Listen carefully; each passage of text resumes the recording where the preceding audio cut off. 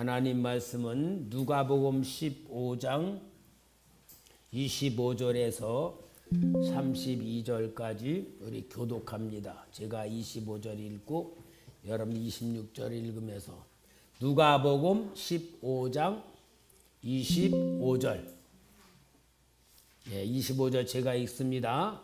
교독으로 마다들은 밭에 있다가 돌아와 집에 가까웠을 때에 풍악과 춤추는 소리를 듣고 한 종을 불러 무슨 일인가 물은데 대답하되 당신의 동생이 돌아왔음에 당신의 아버지가 건강한 그를 다시 맞아들이게 됨으로 인하여 살찐 송아지를 잡았나이다 하니 그가 노하여 들어가고자 하지 아니하거늘 아버지가 나와서 권한대 아버지께 대답하여 이르되 내가 여러 해 아버지를 섬겨 명을 어김이 없거늘 내게는 염소 새끼라도 주어 나와 내 벗으로 즐기게 하신 일이 없더니 아버지 살림을 창녀들과 함께 삼켜버린 이 아들이 돌아오매 이를 위하여 살찐 송아지를 잡으셨나이다. 아버지가 이르되 예 너는 항상 나와 함께 있으니 내 것이 다 내 것이로되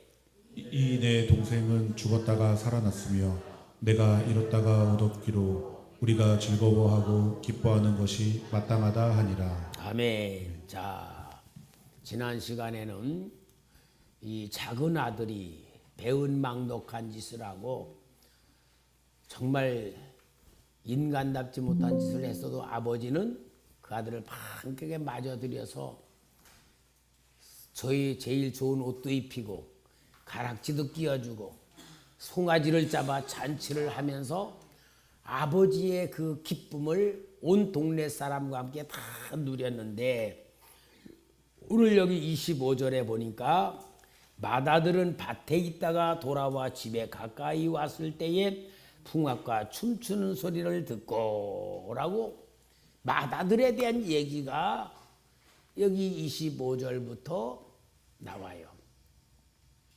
자, 그러면은 탕자의 비유, 작은 아들의 이야기만 탕자가 아니고 성경에서는 맏아들도 탕자라는 얘기요. 맏아들도. 그럼 집을 떠난 것만 탕자가 아니고 집에 있어도 탕자야. 왜 그럴까? 응? 집에 있는 맏아들도 탕자야. 본문의 얘기 보니까. 왜 그럴까? 우리가 예수님이 비유로 하는 이야기를 잘 알아야 돼요. 지금 맏아들의 이야기는 누구를 얘기하는 거냐? 오늘 누가복음 15장 1절 2절에 모든 세리와 죄인들이 말씀을 들으러 가까이 오니 바리새인과 서기관과 서기관들이 수군거려 이르되 이 사람이 죄인을 영접하고 음식을 같이 먹는다 하더라. 그러니까 여기 세리와 죄인들은 밖에 나간 탕자야. 그 다음에 맏아들이란 탕자는 누구냐? 바리새인과 서기관들을 말하는 거예요. 서기관들은. 그럼 이 큰아들은 겉으로는 얼마나 성실합니까? 아침에 일찍이 일어나서 저 밭에 가서 저녁 늦게까지 일하고 그러고는 열심히 일하고 본문에 자기 말대로 아버지 명을 거역해 본 적이 없어. 성실하게 살아. 열심히 살아. 맏아들답게 자기는 산다고 생각을 하는데 문제는 뭡니까? 여러분 문제가 뭘 것 같아요? 맏아들의 탕자가 왜 탕자입니까? 에? 에? 아버지 마음을? 예, 그거예요. 제일 중요한 아들이라면은 뭐냐? 아들은 아버지의 마음을 알아야 되고 아버지 마음과 통해야 되고 아버지의 뜻이 뭔지를 아는 게 아들이라는 위치예요. 그죠? 아들은 아버지에 대해서 아버지 사랑을 받고 아버지 생명을 받고 아버지가 양육을 했기 때문에 아버지와 아들의 영은 하나가 돼야 돼. 그래서 아버지가 어떤 마음을 갖고 있는지, 아버지의 뜻이 뭔지, 아버지가 바라는 게 뭔지를 말은 안 해도 아는 게 아들이라는 존재입니다. 우리 이번 월요일부터 수요일까지 예рем미용학원 시험을 본다고 유지영 권사님이 우리 교회 카톡에도 올리고 얘기를 했을 때에 제가 가만히 생각했어요. 그 시험 본다고 하고 시험을 합격해야 된다고 하는 사실 속에 내가 왜 그렇게 부담이 되는지 몰라.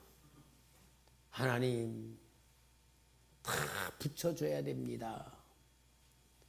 하나님 우리 유권사가 수고하고 애쓰는데 하나님께서 축복으로 다 붙여줘야 됩니다. 그리고 마음에 내가 부담이 엄청 갖고 있어. 그리고 합격했다 소리 들으면은 시원하고 마음이 이렇게 부담되게 내려놔지고 그리고 고맙고 감사하고. 여러분 목사는 어떠냐? 성도들과 영이 이렇게 연결돼 있어서 성도들이 힘들면 목사도 힘들고 성도들이 일이 잘 되면 목사도 기쁘고 그게 목사와 성도들과의 영적인 관계예요. 그래서 영적으로 성도들과 목사는 아버지와 자녀와 같은 관계라고 성경에서는 설명을 해요. 우리 성도님들 중에 우리 유권사님이 학원에 시험 본다 기도해 주세요. 그럴 때 진짜 걱정이 되고 마음에 부담이 되고 합격했다니까 좋아지고 그런 마음을 같이 공감하고 느끼고 누렸습니까? 아니 아멘으로 그냥 한 게 아니라 진짜로 말하는 거야. 진짜로. 아멘이란 건 그냥 괜히 듣기 좋은 얘기고 솔직한 얘기로 아 진짜 우리 권사님 학생들 붙어야 되는데 그런 마음의 부담과 그런 짐을 갖고 있었습니까? 만약에 카톡엔 기도하겠습니다 해놓고도 기도도 안 했어. 그게 탕자야 탕자. 성경에서 말한 탕자야. 그러니까 여러분 한 가족은 어떤 거냐? 가족은 부모가 볼 때 자식이 아프면요 부모는 더 아파. 아이고 우리 자식이 고통스러우면은 부모는 더 고통을 느껴요. 그러니까 여러분 부모와 자식과의 관계가 뭐요? 생명의 관계고 사랑의 관계고 영으로 연결돼 있어요.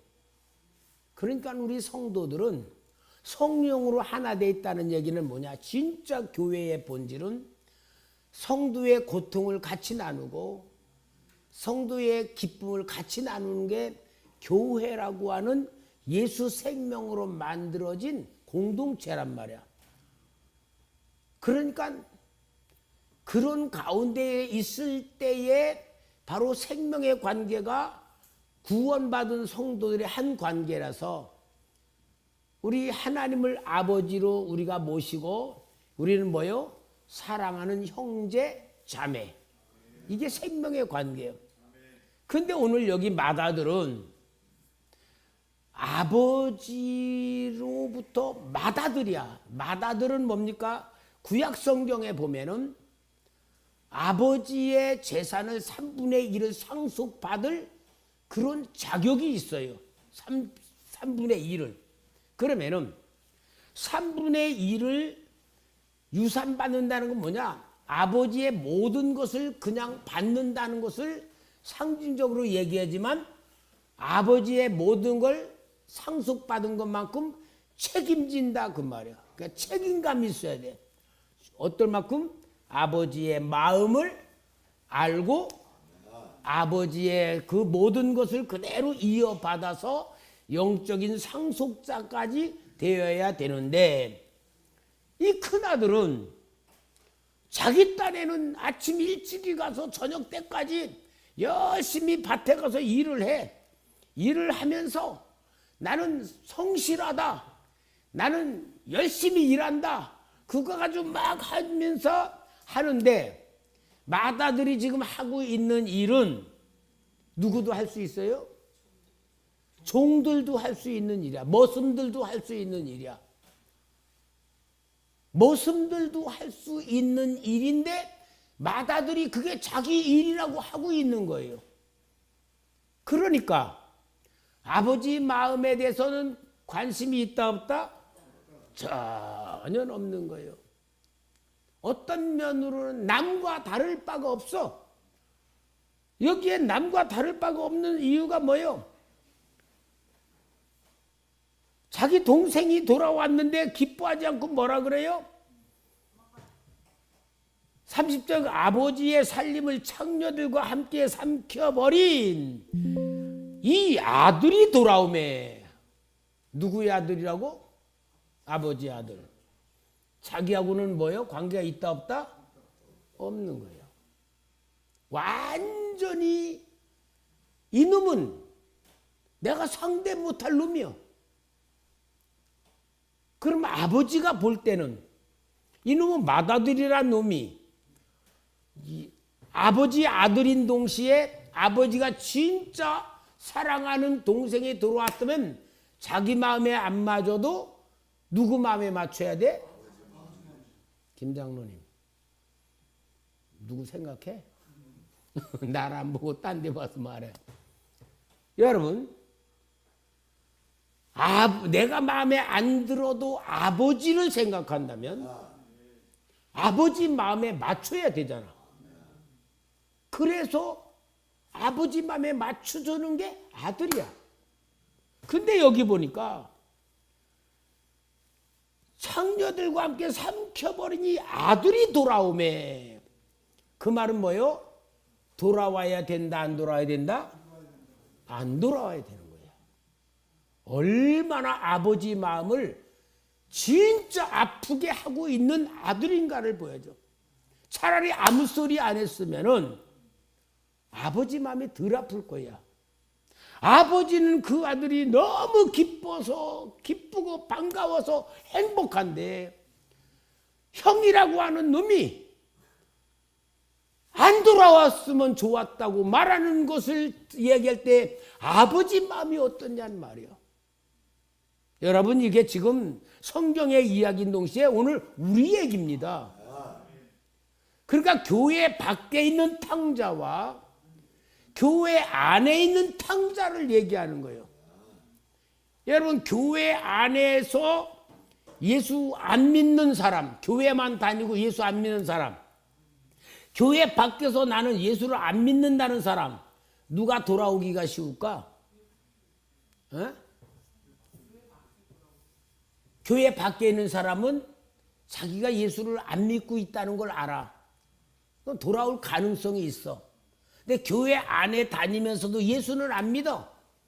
예수 안 믿고 그냥 종교생활, 막연한 종교생활 열심히 나와서 목사가 하라는 대로 하고 교회에서 하자는 대로 열심히 다니긴 하는데, 그러나 실제 예수 마음이 없어. 예수 생명, 예수 사랑이 없어. 자기 의 가지고 내가 열심히 한다, 내가 사람들 앞에 잘 보인다, 그런 거로 열심히 하고 있을 때에 누가 더 하나님 앞에 돌아오고 천국에 갈 수 있는 가능성이 누가 있겠어요? 오늘 바리새인과 서기관들이 그런 상태의 사람들인 거예요. 그걸 우리 주님이 말씀하고 있는 거예요. 아버지 마음을 모르는 건 탕자입니다. 오늘 여러분, 우리가 하나님 자녀라고 하는 이 놀라운 사실은 내가 하나님 자녀라는 것을 가지고서 우리가 구원을 느끼고 감사할 수 있지만, 더 중요한 건 뭐냐? 하나님의 자녀는 하나님의 마음을 아는 존재예요. 하나님의 마음을 아는 존재라면 우리는 하나님의 마음을 알려고 애를 써야 되지. 그래서 무슨 훈련한다? 신앙훈련이요. 하나님 입장에서 생각해 볼 줄 알고 말할 줄 알고 행동할 줄 아는 거예요. 그게 신앙훈련이에요. 오늘 여러분 하나님이 나를 어떻게 보실까? 내가 하나님을 어떻게 기쁘시게 할까? 정말 내가 어떻게 하나님의 뜻을 이룰까? 그런 생각 가지고 우리가 할 때에 제일 하나님이 기뻐하는 게 뭐예요? 하나님 사랑 받을 줄 아는 거란 말이야. 그게 뭐예요? 하나님 마음을 아는 겁니다. 하나님 마음을 아는 거예요. 오늘 여기에 이 형이라고 하는 이 사람이 얼마나 잔인한 사람입니까? 진짜로 아버지 앞에 그렇게 말하는 거 아니에요? 아버지 마음을 정면으로 아프게 하고 있는 게 이 아들의 모습 아니에요? 정말 자기 딴에는 의롭고 자기는 열심히 하고 자기는 아버지 명 거역한 게 없다 그러는데 아버지 마음을 아프게 하는 거는 작은 아들보다 큰 아들이란 말이에요. 정말로 여러분 저 무서운 착각은 뭡니까? 여기 29절에 아버지께 대답하리되 내가 여러 해 아버지를 섬겨 명을 어김이 없거늘. 명을 어겼다 안 어겼다? 안 어겼어. 아버지가 야 오늘은 저쪽 밭에 가서 일해라 그러면 예. 오늘은 뭘 심어라 예. 아마 시키는 대로 했다는 걸 생각할 거야. 그런데 그거는 자기 의지만 자기 의야. 그거보다 더 중요한 건 뭐요? 아버지의 마음을 알고 진짜 맏아들이라면은 아버지 마음을 받들면은 어떻게 해야 됩니까? 일신 내야 돼. 아버지가 말은 안 하지만 대문 밖에 나가서 멀리 쳐다보고 있을 거예요. 누구 기다리냐고? 작은 아들 기다려. 그러면은 눈치가 있거나 머리가 돌아가거나 아버지 마음을 조금이라도 알면은 이 맏아들은 뭐라 그럴까요? 아버지 걱정하지 마세요. 제가 동생 찾아올게요. 그래야 한대요. 그게 맏아들이 해야 될 일 아닙니까? 아버지가 작은 아들 찾으러 갈 수 없어 늙어가지고 마음만 안타깝고 마음만 우리 아들 이놈이 죽었나 살았나 안타까워 막 그러고 있던 그 얼굴을 보고 아버지의 행동하는 걸 보면은 작은 아들 걱정하는 게 눈에 안 보이겠어요. 만약에 이 맏아들이 그게 전혀 몰랐다 그러면은 세상 진짜 패역한 아들이겠죠. 아버지의 의도를 전혀 모르고 지 하고 싶은 것만 열심히 한다 그러면은 그게 아들입니까? 그건 머슴이에요, 머슴. 일꾼이야, 일꾼.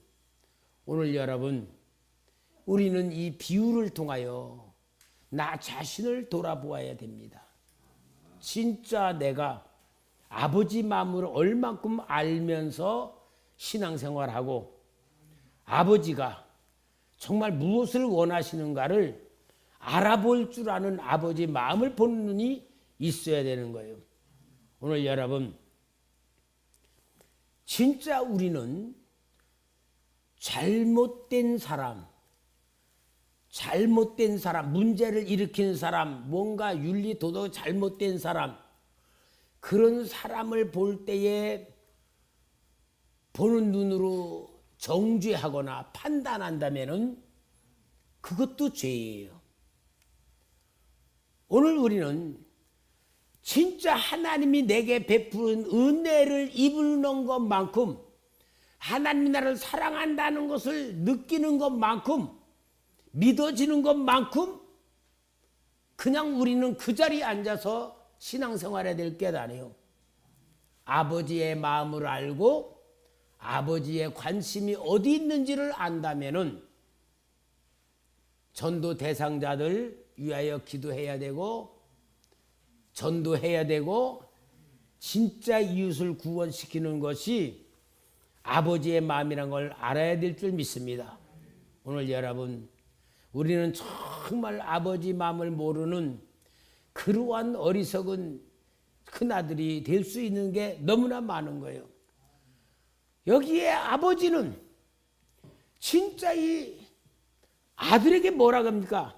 31절에 아버지가 이르되 너는 항상 나와 함께 있으니 내 것이 다 네 것이 아니냐. 아버지께 다 내 것이다. 그러면 우리는 아버지 것을 가지고 누릴 줄 알아야 되거든. 그죠? 누릴 줄도 알아야 돼요. 누릴 줄 아는 게 뭡니까? 하나님이 만들어주신 환경 속에서 우리는 감사를 할 줄 알고 기쁨을 누릴 줄 알고 하나님신 사명을 감당하는 귀한 마음을 가져야 될 줄 믿습니다. 오늘 여러분, 오늘 여기에 이 아들이 진짜 아버지가 동생을 맞아들여서 장치하는 게 너무나 마땅치 않아. 그러니까 이 동생이 이 맏아들이 원하는 게 뭐야? 동생이 돌아왔을 때 동생 쫓아내는 거야. 이놈아, 네가 재산 다 탕진해 먹고 뭘 기어들어오냐? 나가버려 이놈아. 그리고 쫓아내면은 맏아들은 마음이 어떻겠어요? 아이고 그놈 맞다. 아버지 잘하시네요. 그럴 거야. 그죠? 아버지 잘하시네요. 그럴 거야. 그게 이 아들이 갖고 있는 그림이고 생각이잖아요. 그런데 여러분, 이 맏아들은 이론적으로는 그게 맞을 수도 있어. 왜? 지재산 다 갖고 갔으니까 남이야. 또 아버지 죽기 전에 상속달랐으니까 아주 배은망덕한 놈이야. 그래서 완전히. 그렇지만 이론적으로도 많고 상식적으로 맞지만 하나 틀린 게 뭐냐? 긍휼과 사랑의 마음이 없다는 게 문제예요. 그러니까 여러분, 오늘 우리가 인생을 살아가고 신앙생활을 하면서 꼭 알아야 돼요. 옳고 그름을 판단하는 건 죄입니다. 그렇죠? 그래서 제가 옳은 말 하는 죄를 짓지 말자 그러잖아. 선악과가 뭐예요? 옳고 그름을 판단하는 거예요. 선악과 따먹는 건 지금도 따먹을 수 있어요. 옳고 그름을 판단하는 거는 우리가 지금도 선악과 따먹는 거와 같다. 왜 선하다고 하는 게 나쁘고 악하다는 것이 왜 나쁘다고 하는 거냐? 선한 건 선한 거고 악한 건 악한 건데 왜 선과 악을 분별하는 걸 나쁘다 그러는 이유가 뭐예요? 다른 것도 아니에요. 사람들의 선은 자기가 원하는 게 선입니다. 예를 들어서 깡패들은 선이 뭐예요? 주먹 잘 쓰고 쌈 잘하는 놈이 최고야. 그게 선이야. 그죠? 도둑놈들은 경찰한테 들키지 않고 도둑질 제일 잘하는 놈이 선이야. 그렇죠? 여러분, 그렇게 보면은요, 그런 식으로 우리가 볼 때 오늘 이 사회에 예를 들어 증권 가지고 돈을 벌어. 증권 가지고 막 투자해서 막 올라가 막 돈 벌고 막 그러면은 세상에서는 증권을 투자해서 막 돈을 많이 버는 것이 부자가 되는 거고 그게 참 선인데 하나님이 볼 때는요, 남의 것을 뺏는 행위요. 남의 개미들이 다 뺏기는 것을 받는 거예요. 그러니까 여러분, 하나님의 선은요, 우리 인간의 선과 전혀 달라. 하나님의 선은 뭐냐? 하나님의 선은 하나님이 말씀하신 대로 오른뺨을 때리면 왼뺨 돌려대고 걷어달라면은 속옷 주는 거고 오리 가자 그러면은 심리 가주는 거고 완전히 손해보는 게 선이야. 그게 하나님의 선이에요. 근데 우리는 그게 선이요 악이요? 악이야. 이와 같이 우리는 기준이 전혀 달라. 그래서 하나님의 절대적인 주권 속에 우리가 살 때는 우리의 모든 삶은 하나님께 완전히 맡겨드리고 하나님에 의하여 살 때에 그게 뭐냐? 하나님의 사랑으로 사는 거야. 그게 선악과 따먹기 전에 아담과 하와의 영적인 관계와 같은 거예요. 그런데 여기에 이 큰아들은 자기 동생을 완전히 저주하는 상태, 미워하는 상태, 아버지가 내쫓아야 시원한 상태에 있을 때에 이게 얼마나 악한 사람인가를 보여주고 이게 종교인들의 상태라는 걸 보여주는 거예요. 그래서 여러분, 우리 주님께서 비유로 얘기하신 말씀이 있어요. 마태복음 18장 23절에서 보면은 어떤 임금에게 1만 달란트 빚진 자가 있는데 임금님한테 빚을 갚으라. 그러니까